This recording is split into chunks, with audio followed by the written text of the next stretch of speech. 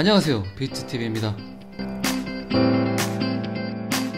트위터 팔로워가 33만 명인 크레더블 크립토라는 애널리스트가 잔인한 비트코인 지폐가 경계를 늦추고 있다고 예측을 했습니다.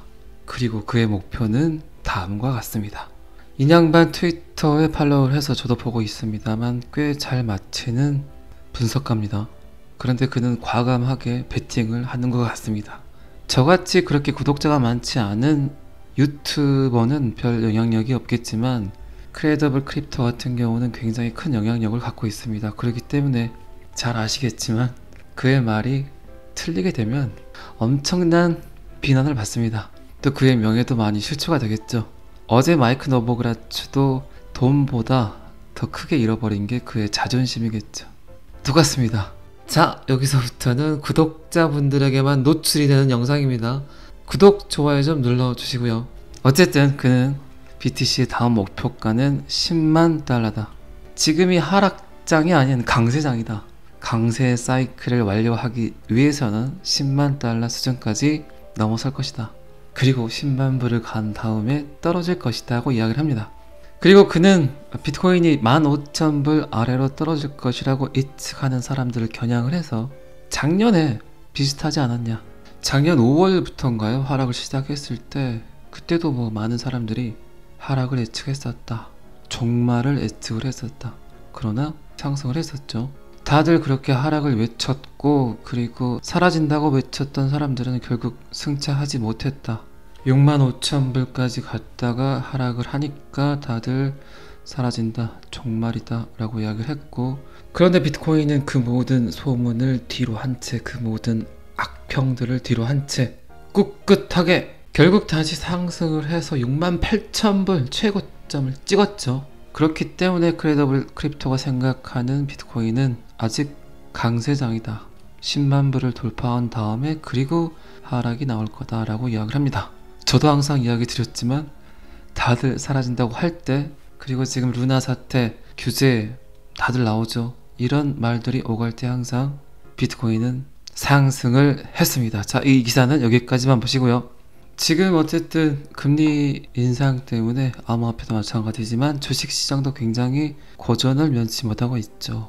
주식의 매도세가 암호화폐 가격 하락에 어떻게 영향을 미칠까요?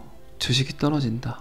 그렇게 되면 지금까지는 완벽하게 그냥 쎄쎄쎄를 하는 모습이었는데 그 다음은 어떤 형태로 변할지가 저도 궁금합니다. 그래서 이 데이터를 한번 잠깐 봐보도록 하겠습니다. 최근 거의 한 달 동안 비트코인은 23.57%의 손실을 기록을 했죠. 이더리움은 26% 정도 하락을 했고, 그리고 미국 주식은 S&P 500이 11%, 나스닥은 14.9%, 약간 더 주식이 덜 떨어지긴 했죠. 그런데 이거는 저는 별 차이가 없다고 생각을 합니다. 상승장일 때는 비트코인, 암호화폐가 훨씬 더 많은 상승을 하기 때문에. 지금 이 차트를 잘 보시면 아시겠지만 S&P 500과 나스닥, 그리고 비트코인과 이더리움을 보여주는 그 차트입니다. 같은 날 같이 하락을 했는데 결국 S&P 500과 나스닥은 그렇게 많은 하락을 보이지 않았지만 비트코인과 이더리움은 꽤 많이 흘렀죠. 꽤 많이 하락을 했습니다. 어쨌든 금리 인상은 투자자들의 심리가 조금 더 안전한 자산 쪽으로 옮겨가려는 그들의 심리 때문에. 그런데 이런 상황들이 저는 그렇게 오래 가지는 않을 거라고 생각을 합니다. 제가 자꾸 며칠 동안 이야기를 드렸지만 분명히 주식과 암호화폐는 디커플링이 돼서 한 놈이 올라가고 한 놈이 떨어지고 할 겁니다. 그 시기가 점점 다가오고 있습니다. 사토시 나카모토가 말한 비트코인 철학, 비트코인의 진실, 비트코인이 생성된 원리, 이런 것들을 감안해서 견주어 볼 때, 그리고 사토시 나카모토가 2009년에 이야기했던 그의 메시지대로 지금 전 세계 경제가 움직이고 있습니다. 올 여름에는 정말 무서운 것들이 다가오고 있는 것 같아요. 특히 하이퍼 인플레이션의 시작은 거의 8월부터라고 시작을 해요. 오일 가격도 문제고, 더 무서운 건 이제 진짜 식량이 무기가 되는 시대가 금방 도래할 것 같습니다. 결국 인도가 자급자족으로 선언을 했죠. 우리 국민 먹을 거 밖에 생산이 안 된다. 그러니까 니네들 알아서 해라. 밀 수출이 보니까 러시아, 인도, 미국, 우크라이나 뭐 이런 나라들이 굉장히 많이들 생산을 했었는데 중국도 마찬가지고요. 그런데 지금 제가 말씀드린 모든 나라들이 결국 인구수가 많다는 공통점이 있죠. 그런데 그들이 자국민을 살리기 위해서 수출을 금지시켜 버린다면 전 세계에서 그 나라들에게 의지를 했던 수많은 국가들이 어떻게 될까요? 그런데 그 시기가 8월 정도부터 본격적으로 시작이 될 거라고 이야기를 합니다. 밀 가격이 상승을 해버린다. 그거는 뭐 기름값 상승보다 더 무서운 거겠죠. 전체적인 곡물류가 상승을 하게 되고, 제가 잠깐 뉴스를 보니까 돼지고기 1kg를 빼내기 위해서 곡물이 4에서 5kg 정도 필요하다고 해요. 그렇다면 돼지고기 가격도 올라가게 되고, 뭐 전체적인 물가 상승이 본격적으로 시작되지 않을까 싶습니다. 점점 세계 경제는 사토시 나카모토의 말대로 살벌해지고 있습니다. 정책 위반자들의 무능함, 그리고 돈을 쥐고 있는 은행, 지금까지는 너무나 편하게 정책 위반이라든가 돈 불리기라든가 그들의 배를 따뜻하게 해줬던 이런 시스템들이 지금 오작동이 걸리고, 그들이 결정했던 정책 위반들이 점점 오류가 나고 있습니다. 이렇게 된다면 결국 피해를 보는 건 은행일까요? 정부일까요? 아니죠. 그들은 오히려 더 큰 부를 축적할 수 있습니다. 첫 번째 구제 금융이 이루어졌던 2008년, 2009년에도 그랬기 때문에 금융위기는 곧 있는 자들에게 더 많은 돈을 가져다주는 기회이기도 합니다. 그렇게 된다면 주식 경제도 굉장히 많이 무너지겠죠. 주식도 뭐 버블이 없는 건 전혀 아니잖아요. 솔직히 말해서 뭐 암호화폐만 자꾸 공중파 방송에서 찍고 있는데, 정말 제 생각에는 암호화폐보다 더 많은 버블이 끼어 있는 게 부동산과 주식이죠. 한번 냉정하게 생각을 해봅시다. 우리가 이제 그 거품들이 어쩌면 사라질 수도 있다는 거죠. 아마 그런 시기가 금방 도래할 수도 있어요. 그 시기에 암호화폐 가격을 한번 봐보세요. 아마 굳건하게 짱짱하게 버티고 있을 겁니다. 어쨌든 지금 이 데이터로 보면 지금 비트코인 가격이 굉장히 중요하다고 이야기를 합니다. 그 이유가 2674만 개의 비트코인 주소가 1년 이상 비트코인을 보유하고 있다고 합니다. 그런데 비트코인을 보유한 주소의 거의 절반이 현재 가격에서 더 떨어진다면 손해를 보게 되는 지점이 생긴다는 거죠. 그러니까 28,800불에서 만약에 하락을 하게 되면 엄청난 비트코인이 시장에 나오게 될 겁니다. 방금 전에도 말씀드렸지만 1년 이상 비트코인을 보유하고 있는 사람들이 2674만 개의 주소가 있어요. 그런데 언체인 데이터로 보다 보면 그 개수가 줄어들려고 생각하지 않는다. 사람들이 던지지를 않는다. 개미들도 충분히 지금 비트코인의 지식들이 높아지고 있기 때문에 웬만해선 던지지 않고 버티고 있습니다.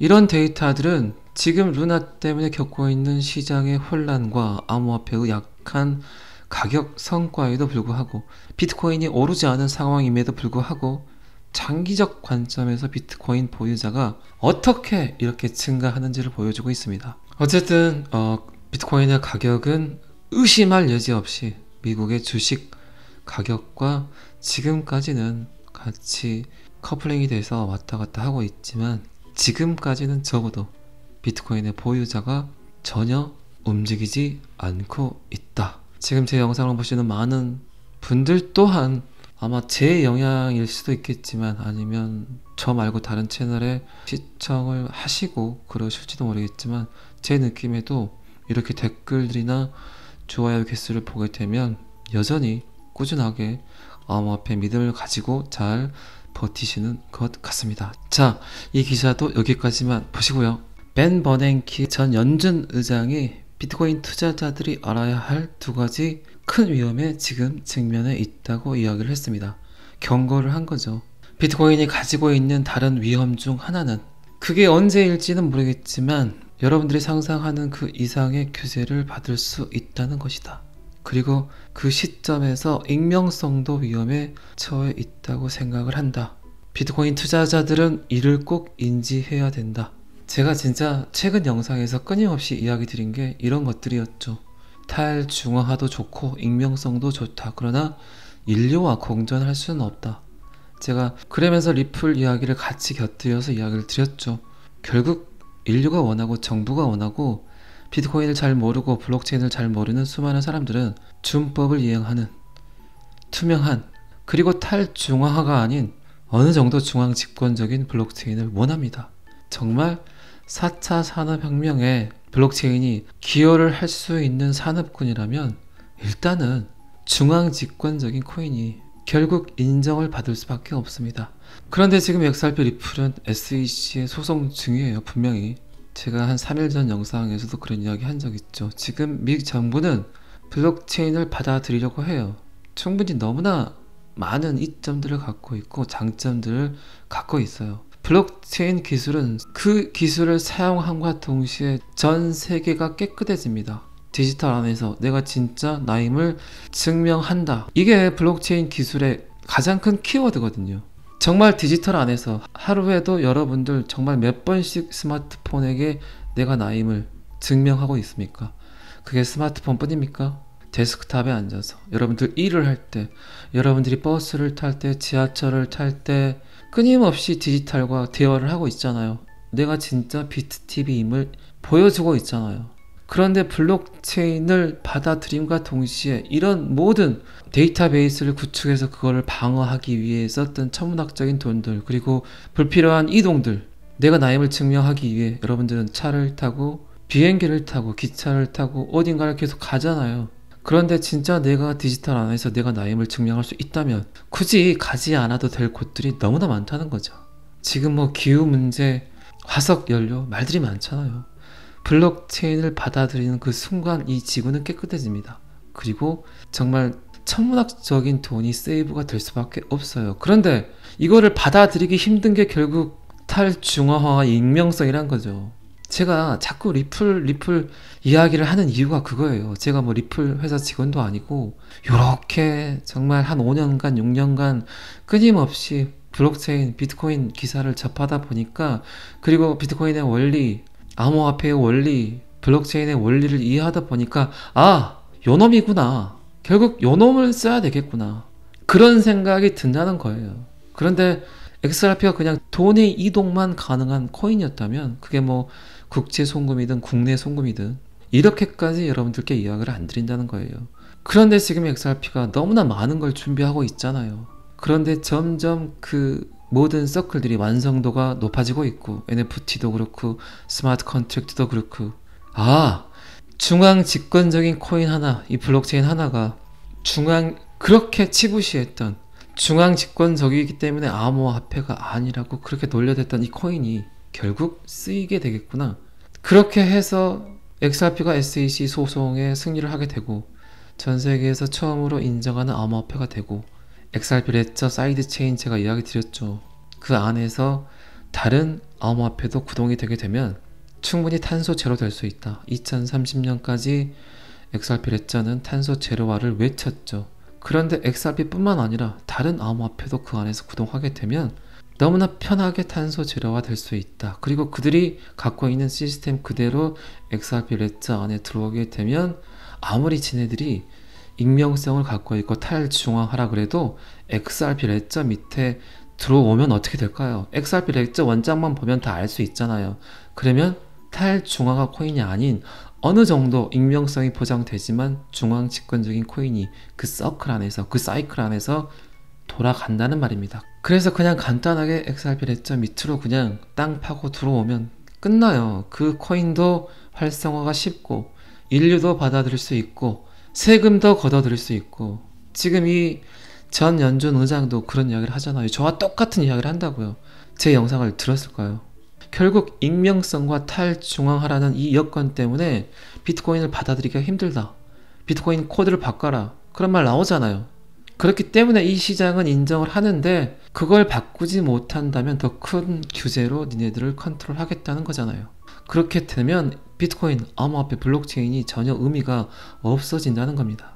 그리고 지금 제가 다음 데이터에 또 여러분들께 이야기 드릴 게 있는데 그 데이터와 연동이 되는 이야기를 합니다. 이분도. 제가 방송에서도 여러 번 이야기 드렸지만 비트코인은 절대 법정 화폐가 될 수 없어요. 법정 화폐가 될 수 있다고 생각하는 엘살바도르 대통령이 아주 난 거죠. 될 수가 없습니다. 비트코인의 원리를 이해하고 블록이 생성되는 원리를 이해한다면 절대 그런 말 하지 않아요. 그런데 이런 경우는 있죠.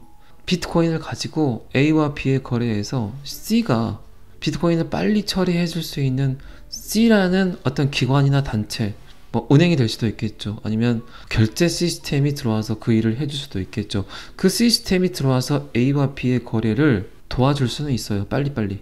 이렇게 비트코인 결제를 빨리 처리해 줄 수 있는 에스크로 없이, 원래 비트코인은 근본적으로 6 컨펌이 원칙입니다. 블럭은 10분에 하나 생성이 될 수 있고, 그게 2분 만에 하나 생성이 될 수도 있고, 또 40분 만에, 30분 만에 블럭이 하나 생성될 수도 있어요. 일정하지도 않다는 얘기예요. 평균적으로 10분이라는 이야기죠. 그런데 이 비트코인이 하나의 블럭이 생성이 되고 나서 이 블럭에 대한 옳고 그름을 판단하기까지는 6 컨펌이 원칙이라는 거예요. 60분이 지나야 6개의 블럭이 생성이 돼야만 지금 블럭이 생성이 된 거에 대한 옳음을 판단할 수 있다는 겁니다. 자, 여러분들이 비트코인을 가지고 슈퍼에 가서 법정 화폐니까 새우깡을 하나 샀는데 60분 동안 카운터 앞에서 기다릴 수 있습니까? 그런데 그 사이에서 더 편하게 빠르게 결제할 수 있는 에스크로가 들어가서 비트코인을 처리할 수는 있겠다는 거죠. 그러면 비트코인의 철학과는 완전히 사라져버려요. 자, 그렇게 만약에 비트코인 결제가 된다면 비트코인을 써야 되는 이유가 있습니까? 그냥 비자카드, 체크카드, BC카드 사용하지 뭐하러 비트코인 사용합니까? 익명성 때문에, 탈중앙화 때문에, 처리 속도를 빠르게 해준다는 그 에스크로 안에, 그 기관 안에 모든 기록들이 남는데 그게 뭐 탈중앙합니까? 중재자 없는 거래를 하겠다고 나온 게 비트코인이잖아요. 비트코인의 철학과는 전혀 맞진 않다는 거예요. 지금 사람들이 워낙 암호화폐, 비트코인, 이더리움 이야기를 하니까 비트코인 결제가 늦기 때문에 그 사이에서 내가 요거를 해주면 내가 수수료를 챙길 수 있겠다, 그런 원리 때문에 결제 네트워크가 들어와서 비트코인의 결제를 빨리 처리해 줄 뿐이에요. 그런데 그렇게 되면 굳이 비트코인을 사용할 필요가 1도 없다는 겁니다. 그냥 지금 금융 시스템 그대로 사용을 해도 전혀 불편하지가 않아요. 그렇기 때문에 전 세계에서 어쨌든 디지털 안에서 명목 화폐 역할을 할 수 있는 코인은 XRP 리플 뿐이에요. 세계성, 확장성, 광범위한 수요, 이 조만장자를 탄생할 수 있는 이 세 가지 조건을 갖고 있는 코인은 XRP 리플 뿐입니다. 인터넷이 되지 않은 공간에서도 결제가 가능해요. 2초, 3초면 끝나버려요. 스마트폰과 스마트폰만 맞대도 끝나버려요. 전 세계 모든 CBDC가 출연을 하게 되고 디지털로 결제되는 모든 정말 너무나 잡다하고 수백, 수천 개의 코인, 어떤 페이, 상품권, 심지어는 시청 구내 식당에서 파는 그 쿠폰까지도 결국 에스크로를 누가 처리할 수 있어요? XRP 리플이 처리를 한단 말입니다. 비트코인이 화폐가 될 수 있다고요? 명목 화폐가 될 수 있다고요? 그거는 비트코인을 아예 모르는 사람들이 하는 말이에요. 절대 그럴 일은 없습니다. 비트코인의 철학을 무시하고 비트코인의 사상을 무시하고 비트코인이 결제되는 거는 있을 수 없는 거예요. 그렇게 된다면 굳이 비트코인을 사용할 이유가 1도 없다는 겁니다. 오랜만에 영향력이 있는 사람 중에 비트코인을 제대로 이해하는 사람이 있어요. 이렇게 전, 미, 연준, 의장. 더 큰 규제가 비트코인에게 갈 수밖에 없다고 정확히 이야기를 합니다. 규제를 받기 싫으면 네가 갖고 있는 특징을 던져 버려. 탈중앙화하지마. 익명성 하지마. 인류가 원하는 건 결국 중앙 집권적인 블록체인, 그리고 어느 정도의 익명성을 보장하고 개인정보 보호를 해주면서 그 어느 곳에서는 들여다볼 수 있는 코인을 원한다는 겁니다. 자, 이 기사도 여기까지만 보시고요. 암호화폐 거래소 FTX의 설립자는 방금 제가 말씀드린 내용과 똑같은 이야기를 합니다. 비트코인은 결제 네트워크로서 미래가 전혀 없다. 결제용으로는 아무짝에도 쓸모가 없다. 1MB의 크기의 이 작은 블럭 안에서 10분 안에 이루어지는 전세계 모든 비트코인 거래를, 비트코인이 만약에 법정 화폐면은 10분 동안 그 많은 거래 내역이 들어갈 수 있을까요? 거래 지연, 거래 지체, 결제 대기, 사람들은 화가 나서 미쳐버리겠죠. 제가 다시 한번 말씀드리지만 비트코인의 원리, 블럭이 생성되는 원리를 이해하신다면 법정 화폐로서는 전혀 쓸모가 없는 코인입니다. 확장성도 문제고 처리 속도도 문제고 그런데 제가 이렇게 공중파 뉴스를 이렇게 접하다 보면 경제부 기자라고 나와서 이야기를 해요. 비트코인, 블록체인, 암호화폐에 관해서. 그런데 제가 보기에는 글을 읽는 수준이지 전혀 비트코인, 블록체인, 암호화폐를 이해해서 하는 말들은 거의 없었던 것 같아요. 비트코인, 블록체인의 원리를 이해하고 실제 트레이드를 해보고 이거를 4년, 5년, 6년, 7년, 8년 이렇게 꾸준하게 봐온 사람이 하는 말과 그냥 책에 나온 글을 그리고 옆에서 해준 말을 그대로 흉내내는 그런 말들은 분명히 깊이도 없을 뿐더러 그 내용들이 정말 들을 게 하나도 없더라고요. 어쨌든 TV에서 나오는 모든 뉴스들은 대중의 눈치를 봐야 되고 정부의 눈치를 봐야 되고 또 광고 회사 눈치를 봐야 되겠죠. 그렇기 때문에 저같이 이런 유튜버들의 이야기를 더 많이 듣는 것 같아요. 사람들은 정말 진실을 말하는 곳이 어디 있을까요? 진심은 있을 수 있어요. 근데 진실을 말하는 정말 내가 일도 이익 보지 않고 아무런 관계가 없는 그런 진실의 말들을 할 수 있는 곳이 대중매체에서 공중파에서 있을까요? 저는 없다고 생각을 합니다. 수많은 이해관계 속에서 수많은 눈치를 봐가면서 이 말을 하면 누가 좋아하겠지, 이 말을 하면 누가 싫어하겠지를 생각을 하고 대본을 쓰는 게 공중파 뉴스이기 때문에 여러분들도 너무 공중파 뉴스를 신뢰하진 마세요. 그냥 사건 사고 정도만 듣는 게 좋지. 특히 정치 이야기, 경제 이야기 이런 것들은 솔직히 유튜브 방송이 훨씬 더 사실적이라고 생각을 합니다. 어쨌든 이 대형 거래소 CEO도 저와 비슷한 생각을 하고 있습니다. 이분은 비트코인, 블록체인 원리를 제대로 이해를 하고 있는 것 같습니다. 밑에 기사를 제가 보지 않은 이유는 방금 제가 다 했던 이야기를 인양반도 똑같이 하고 있습니다. 자, 이 기사도 여기까지만 보겠습니다. 비트코인의 생태계를 잘 이해하지 못하는 CFTC 의장, 상품거래위원회 의장은 비트코인이 지분 증명으로 전환을 해야 된다고 이야기를 합니다. 이거는 말도 안 되는 이야기입니다. 비트코인이 지분 증명으로 바뀔 수 있을까요? 이더리움도 지금 완벽하게 변하지를 못했어요. 거의 지분 증명으로 바꾼다고 3년 동안 외치는 것 같은데 아직도 그 프로토콜이 완벽하게 처리가 되지 않고 있습니다. 그런데 심지어 비트코인이 작업 증명 방식을 바꾸고 지분 증명을 선택을 한다. 이런 일들이 생길 수 있을까요? CFTC 의장이 이제 조금 비트코인 암호화폐를 들여다보고 있어요. 지금 여론에서 SEC보다 CFTC가 암호화폐를 관여를 하는 게 낫다는 그런 이야기들이 나오고 있기 때문에. 근데 이분 생각에는 그럴 수 있죠. 비트코인이 생존하고 비트코인을 끝까지 갖고 가기 위해서는 지분 증명으로 바꿉시다가 맞겠죠. 그래야만 이 인류와 공존할 수 있다고 생각을 할 수도 있어요. 근데 봐보세요. 2009년에 첫 번째 블록, 제네시스 블록이 나와서 지금까지 짧지만 길다고 할 수 있는 13년여가 흘려버렸어요. 제가 그저께 구독자분하고 이야기를 하면서 비트코인 지금이 몇 번째 블록인가 확인을 한번 해봤는데 73만 7천 번까지 지금 블록이 생성이 됐어요. 그 히스토리를, 그 역사를 이 사람이 이해를 못하고 있는 것 같아요. 73만 7,166번째 블록이 생성이 됐고 그 블록들이 생성이 되면서 지금 거의 1900만 개 정도의 비트코인이 그 누군가의 지갑으로 들어가 있습니다. 그들의 역사를 역변할 수 있을까요? 그들이 채굴장, 비트코인 홀더, 비트코인 개발자, 비트코인 캐시, 비트코인 골드, 자, 이 모든 시스템 그리고 전 세계 비트코인 관련해서 관계자들을 다 설득하고 이해시킬 수 있을까요? 비트코인 경제가 장난이 아니에요. 이런 말을 하려면 10년 전에 했어야 되죠. 그때는 뭐 쳐다도 보지 않은 이 비트코인 경제를 이렇게 성장을 해보였고 그 규모가 이렇게 큰데 그 모든 시스템을 바꿀 수 있다고요? 그거는 3차 대전이 일어나는 확률보다 더 힘든 확률이에요. 그 수많은 이해관계, 그 이해 충돌을 어떻게 다 해결을 할 건가요? 이게 한두 푼으로 해결이 될 것 같으세요? 전 세계 모든 암호화폐와 관련된 모든 시스템들이 결국 비트코인 하나를 두고 만든 파생 상품들인데 이거는 있을 수 없는 일이에요. 제 생각에는 비트코인은 영원히 작업 증명 방식으로 끝나야 돼요. 2100만 개가 완전히 만들어지고 난 다음에 그 다음부터는 수수료로 보상이 지급되는 그 시스템까지 여러분들은 보게 되실 거예요. CFTC 의장 이제 좀 비트코인 블록체인 제 영상을 좀 보고 있는 것 같아요.